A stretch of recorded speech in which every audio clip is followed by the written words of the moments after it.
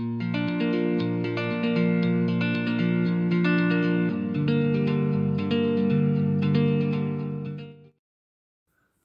Guys, welcome to my channel Triveni study circle Jaipur. तो आज हम ले रहे हैं remedial workbook English class 9th की 4th worksheet.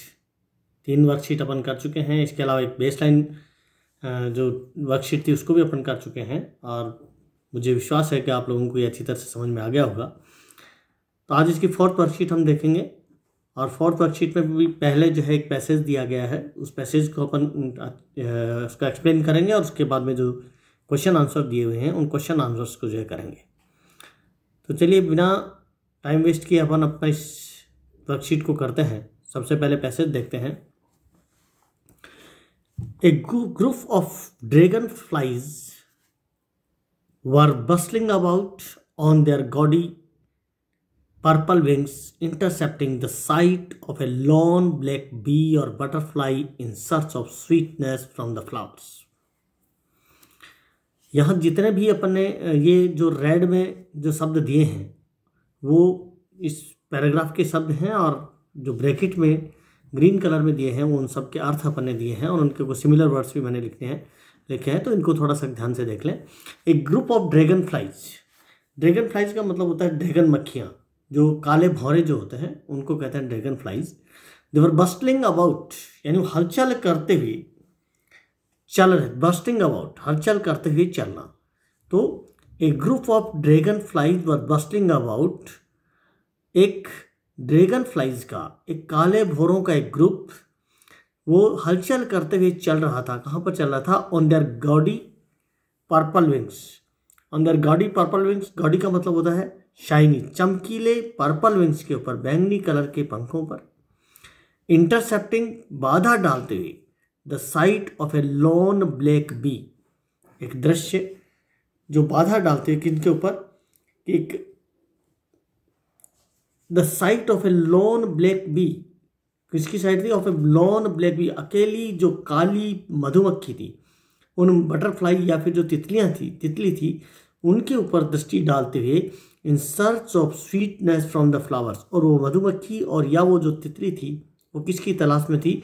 In search of का मतलब होता है तलाश, स्वीटनेस फ्रॉम द फ्लावर्स से, फूलों से मधु की तलाश में थी, फूलों से शहद की तलाश में जो वो जा रही थी और उनके पीछे पीछे वो जा रहे थे। यानी उनका तो ड्रैगन मक्खियों का, अगर इसको थोड़ा सा एक्सप्लेन करें तो अपन कह सकते हैं कि ड्रैगन मक्खियों का एक झुंड अपने चमकीले बैंगनी पंखों से हलचल करता हुआ चल रहा था, यानी वो उड़ रहा था।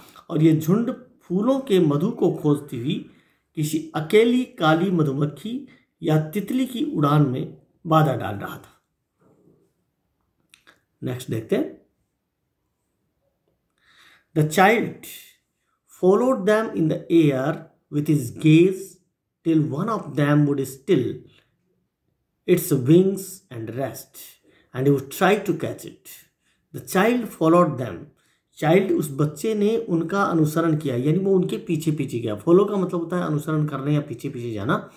तो the child followed them in the air, बच्चा जो है उनके पीछे पीछे चलता रहा या वो उनके पीछे पीछे गया। इन द एयर, हवा में, विथ हिज गेज, अपनी दृष्टि को, कहाँ पर? वो अपनी दृष्टि डालते हुए, अपनी दृष्टि को टिकाए हुए उनके पीछे पीछे चलता रहा। Till one of them would still its wings and rest, जब तक कि उनमें से एक ने अपने आप को रोक लिया। वुड स्टिल का मतलब रोक लेना, इट्स विंग्स अपने पंखों को रोक लिया, एंड रेस्ट और आराम किया।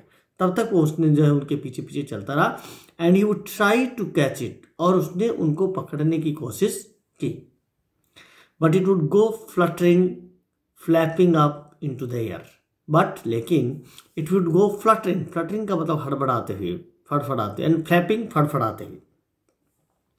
तो वो हड़बड़ाते हुए और फड़फड़ाते हुए जो है वो उनके पीछे पीछे गया अप इनटू द एयर, हवा में जो गया। When he had almost caught in his hands, जब तक कि वो हवा में ऊपर नहीं चली जाती। When he had almost caught in his hand, जब तक कि उनको जो है लगभग उनको पकड़ नहीं लेता, तो वो उससे फड़फड़ाती हुई या यूँ कहें कि फ्लैपिंग करती हुई जो है वो हवा में चली जाती। नेक्स्ट है, then his mother give a cautionary call. तब उसकी माँ ने कॉशनरी कहते हैं सावधानी करने वाली, एक सचेतक एक कॉल उसने की, यानी उसकी माँ ने उसको कहा, पुकारा एक तरह से, come child come, come on the footpath, कि बच्चे आओ और फुटपाथ पर आओ। He ran towards his parents gaily and walked abreast of them for a while, being however soon left behind, attracted by the little insects and worms along the footpath that were teeming out from their hiding places to enjoy the sunshine. He ran towards his parents gaily. Gaily का मतलब होता है प्रसन्नतापूर्वक, happily. He ran towards his parents, वो बड़ी प्रसन्नतापूर्वक अपने माता पिता की तरफ दौड़ा। Walked abreast, उनके साथ साथ चला। Walked abreast of them for a while, और एक क्षण के लिए उनके साथ साथ चला।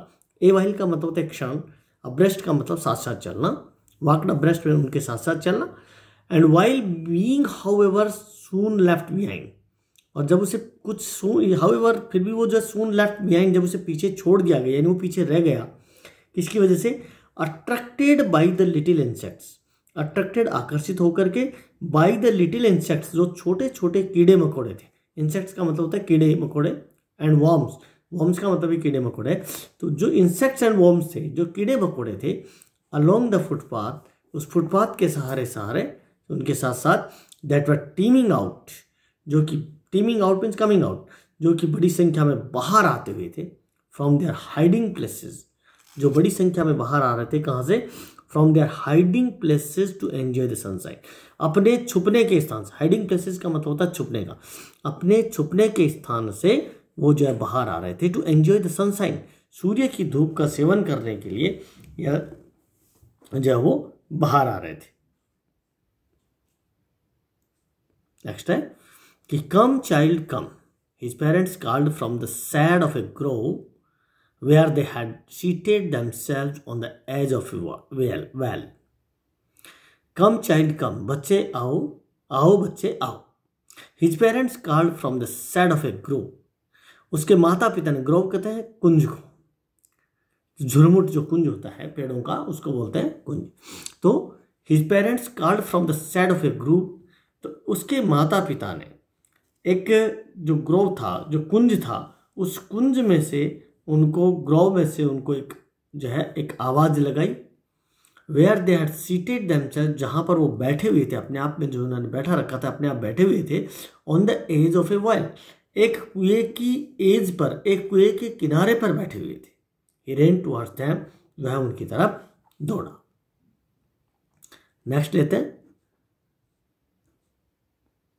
अब जो है इसके क्वेश्चन आंसर है, और क्वेश्चन आंसर में सबसे पहले आ रहा है कि read the passage carefully and answer the following questions.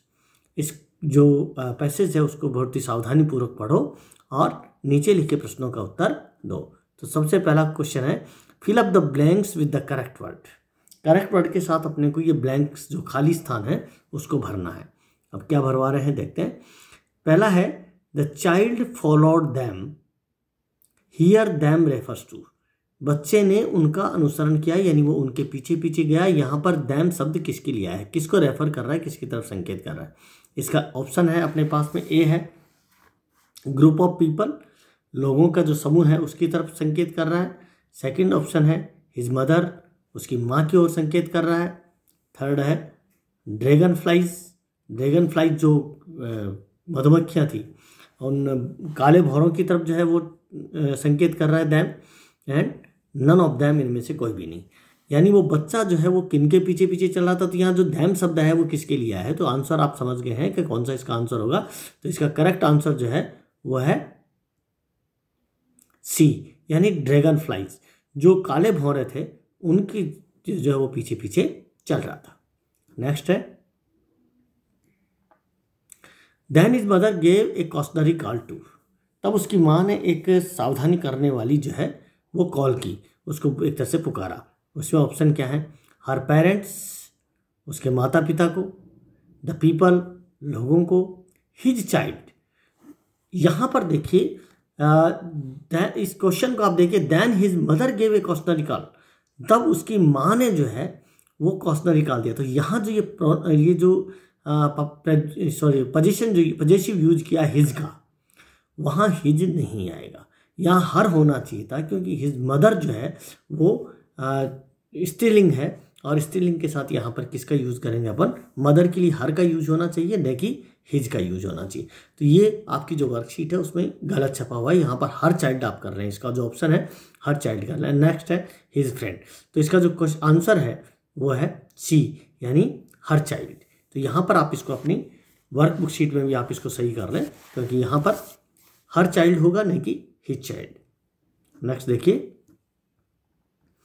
Find the meaning of the underlined word in the given sentence. जो नीचे सेंटेंस दिए गए हैं उसमें जो अंडरलाइन किए हुए वर्ड्स हैं उनके मीनिंग अपने को लिखने हैं। नंबर 1 है, क्वेश्चन है, he ran towards his parents happily, वह अपने पेरेंट्स की तरफ बड़ी प्रसन्नता से जो है दौड़ा। तो यहाँ हैप्पीली को अंडरलाइन किया गया है।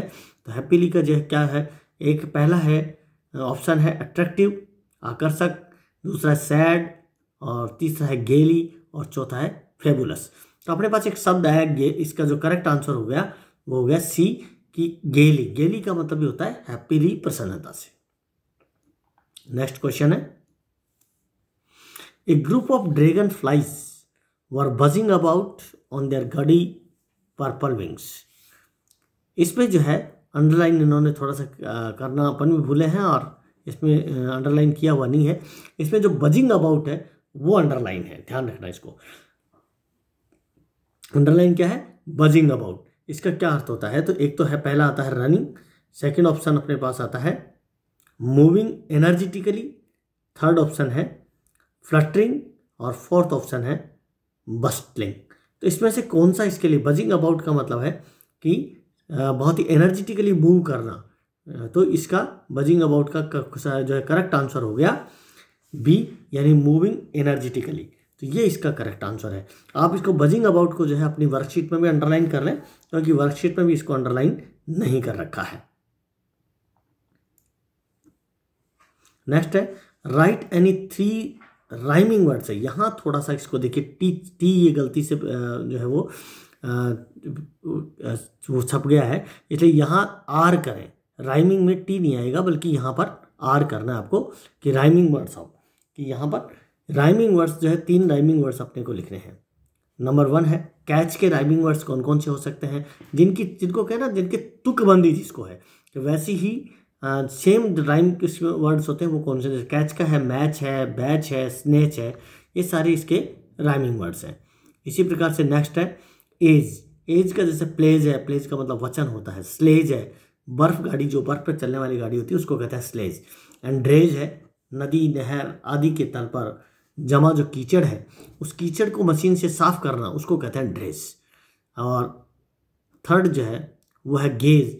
गेज का जैसे प्लेज है, डेज है, एंड वेज है। तो ये सारे के सारे जो है इनके राइमिंग वर्ड्स हैं।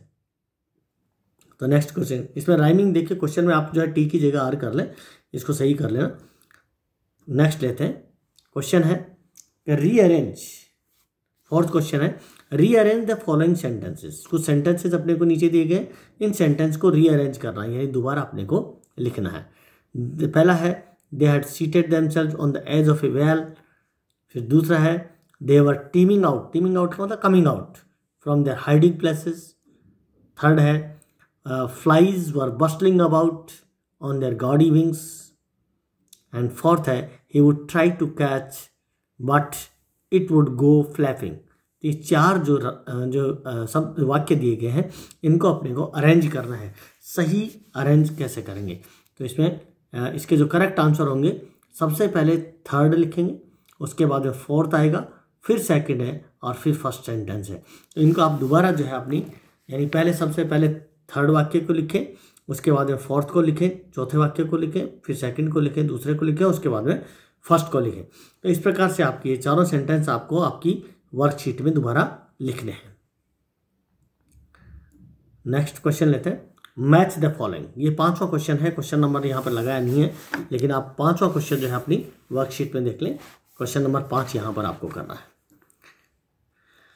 5 में जो पहला है वो दिया है ए चाइल्ड फॉलोड। अब इसमें जो रेड कलर में अपन ने दिया है वो उसको मैच करके दिया हुआ है।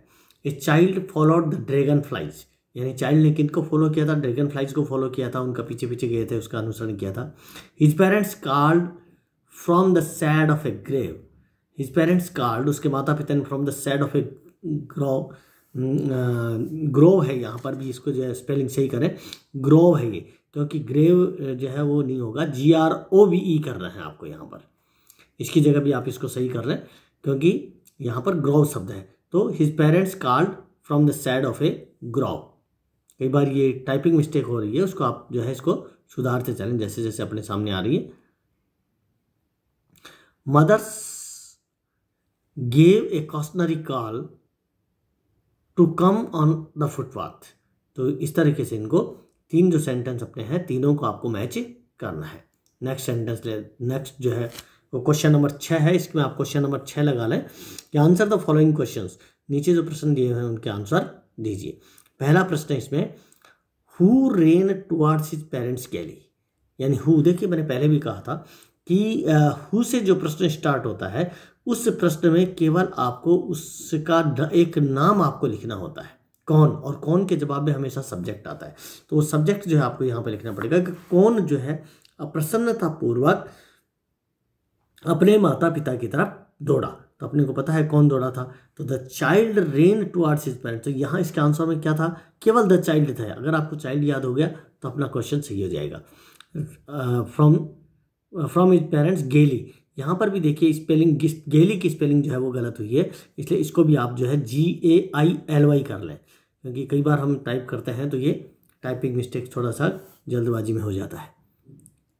नेक्स्ट लीजिए, where were the parents sitting, parents कहाँ बैठे हुए थे? तो ये देखिए कहाँ बैठे हुए थे, इसका मतलब इसमें ये सेकंड क्वेश्चन इसका है, और इसके आंसर जो है अपन लेंगे तो the parents were sitting on the edge of a well, यानी वो एक कुएं की जो मुंडेर थी उसका जो किनारा था वहां पर वो बैठे हुए थे। तो जगह का नाम आएगा, वेयर से जब भी स्टार्ट होगा उसमें किसी न किसी स्थान का नाम आता है, इसलिए उस स्थान का नाम को अपने को लिखना है। वो कहाँ बैठे हुए थे तो अपने को पता है कि वो एक कुएं के किनारे पे बैठे हुए थे, एज पर बैठे हुए थे। तो यहाँ पर the parents were sitting on the edge of a well. Next third question है, इसमें आप क्वेश्चन नंबर भी डाल लें, 1 2 3 है ये। थर्ड क्वेश्चन है कि who were teeming out from their hiding places, अपने जो हाइडिंग प्लेसेस थे उनके, उनसे कौन जो है बाहर आ रहा था। टीमिंग आउट का मतलब होता है कमिंग आउट। तो द लिटिल इंसेक्ट्स, जो छोटे छोटे कीड़े मकोड़े थे, द लिटिल इंसेक्ट्स जो थे, एंड वॉर्म्स, इसमें वॉर्म्स और जोड़ सकते हैं आप, the little insects and worms were teeming out from their hiding places, वो अपने छिपने के स्थान से बाहर आ रहे थे। तो thanks a lot for watching my video. तो आपको बहुत बहुत धन्यवाद। यदि आपने मेरे चैनल को सब्सक्राइब नहीं किया तो अवश्य सब्सक्राइब कर लें और लाइक करें, बेल आइकन को दबाएं और पूरा वीडियो देखें, क्योंकि जब तक आप पूरा वीडियो नहीं देखेंगे तब तक जो है ये क्वेश्चन आंसर्स आपको क्लियर नहीं होंगे। तो फिर मिलते हैं कल अगला चैप्टर लेके, अगला वर्कशीट लेकर के। ठीक है, thank you very much, thanks a lot again.